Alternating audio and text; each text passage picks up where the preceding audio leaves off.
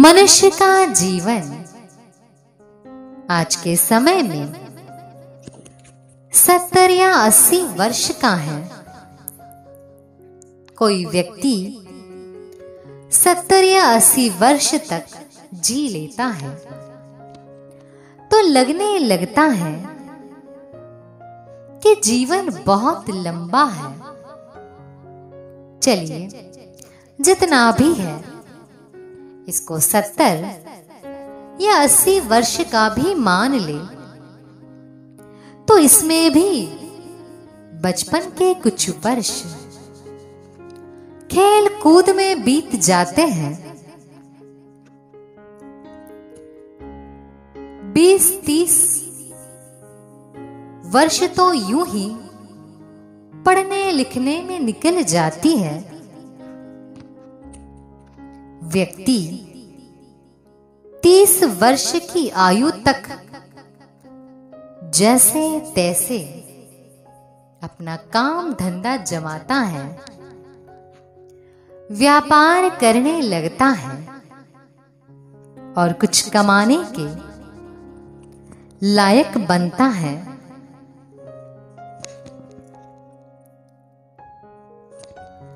60 वर्ष की आयु के बाद शक्ति कम होने लगती है।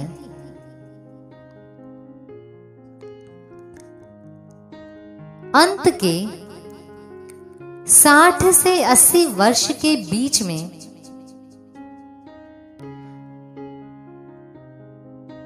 जो वर्ष आते हैं वे बुढ़ापे में निकल जाते हैं। तब बुढ़ापे में व्यक्ति कुछ विशेष काम कर नहीं पाता।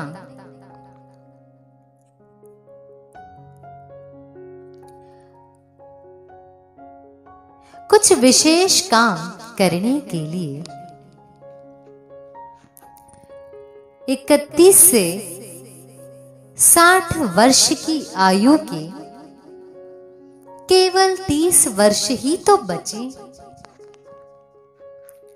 जो 30 वर्ष बचे हैं इनमें भी आधा यानी 15 वर्ष का समय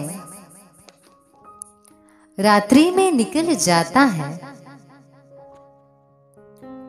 रात्रि में खाया पिया और सो गए। कोई खास काम तो हो नहीं पाता। अब बचे 15 वर्ष। इन बचे हुए 15 वर्षों में से भी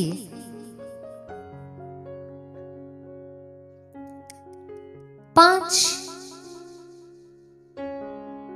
या 8 वर्ष का समय शादी ब्याह में कुछ इधर उधर के चक्कर लगाने में, संसार आदि के कामों में, कुछ रिश्तेदारी मित्रता निभाने आदि कार्यक्रमों में, कुछ समय रोग बीमारी आदि में निकल जाता है। अब बचा ही कितना? मुश्किल से 5 या 7 वर्ष का समय बचता है। इन 5-7 वर्षों में भी व्यक्ति लड़ाई झगड़ा, राग द्वेष, मूर्खता, अविद्या, अभिमान, स्वार्थ, झूठे आरोप लगाना और इस प्रकार के पाप कर्म ही करता रहे तो सोचिए उसका भविष्य क्या बनेगा। सोचिए व्यक्ति ये सब पाप क्यों कर रहा है? धन के लिए, क्षणिक सुख के लिए। ये तो कोई बुद्धिमता नहीं है।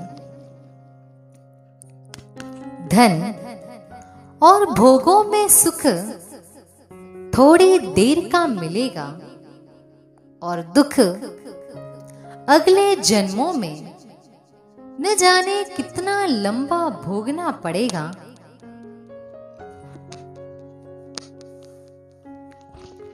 इतना तो सोचिए कि जब व्यक्ति संसार में आया था तब कितना धन साथ में लाया? कुछ भी तो नहीं लाया। और जब संसार से जाएगा तब कितना साथ ले जाएगा? कुछ भी नहीं। बिना कपड़ों के आया था, बिना कपड़ों के ही जाएगा। कमजोर पैदा हुआ था, मरते समय भी कमजोर होकर ही जाएगा।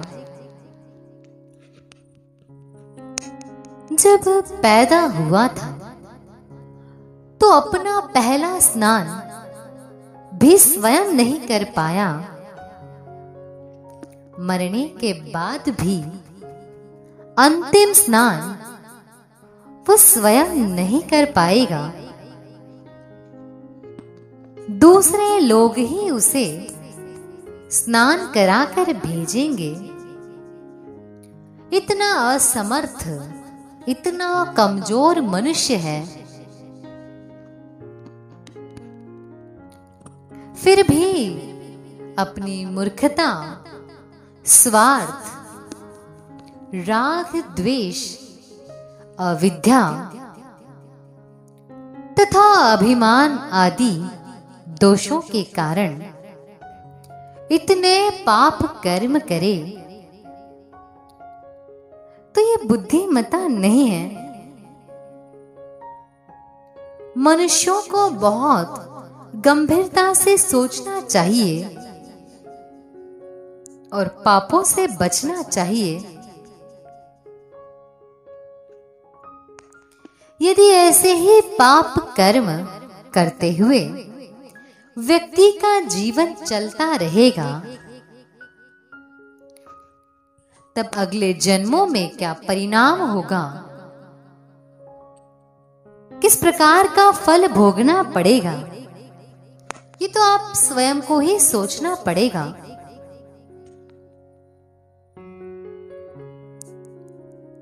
इसीलिए बुद्धिमता की बात यही है कि गंभीरता से विचार करें, अपना समय अच्छे कार्यों में लगाएं, उत्तम कर्म करें, जिससे आपका ये जन्म भी सुख शांति से बीते और इन शुभ कर्मों से आपको अगला जन्म भी उत्तम मिले।